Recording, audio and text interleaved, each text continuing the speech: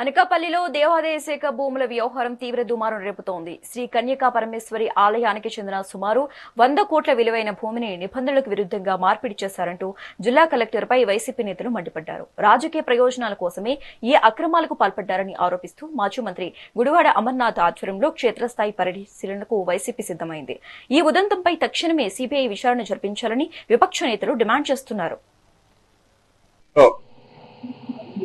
దాదాపు 100 కోట్లు విలువ చేసే దేవాదాయ ధర్మాదాయ శాఖకు సంబంధించిన భూమిని ఏదైతే ఎకరా 11 సెంట్లు సర్వే నంబర్ 1539/5 ఈ భూమిని కన్యకా పరమేశ్వరి దేవస్థానంకి దారి కామమ్మ అనేటువంటి డోనర్ దాదాపు 111 సంవత్సరాల ముందు డొనేట్ చేయడం జరిగింది.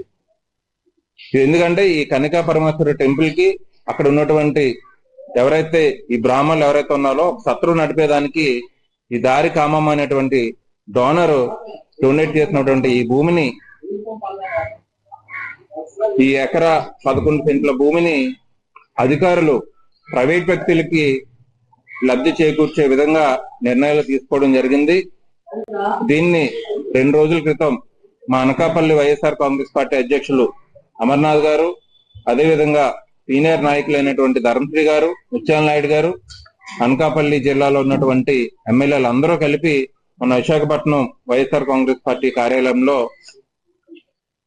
దీని గురించి వివరించడం జరిగింది. దానిలో భాగంగా ఈ భూమిని ఏ విధంగా అధికారులు అంటే దేవాలయానికి సంబంధించిన భూమి 22C లో ఉంటది. అంటే ఈ ఎకరా 11 సెంట్ల భూమిని 22C నుంచి ఒక ప్రైవేట్ వ్యక్తులకి దీన్ని లబ్ధి కూర్చాలని 22A కి మార్చడం జరిగింది. ఎప్పుడు సెప్టెంబర్ 2025లో.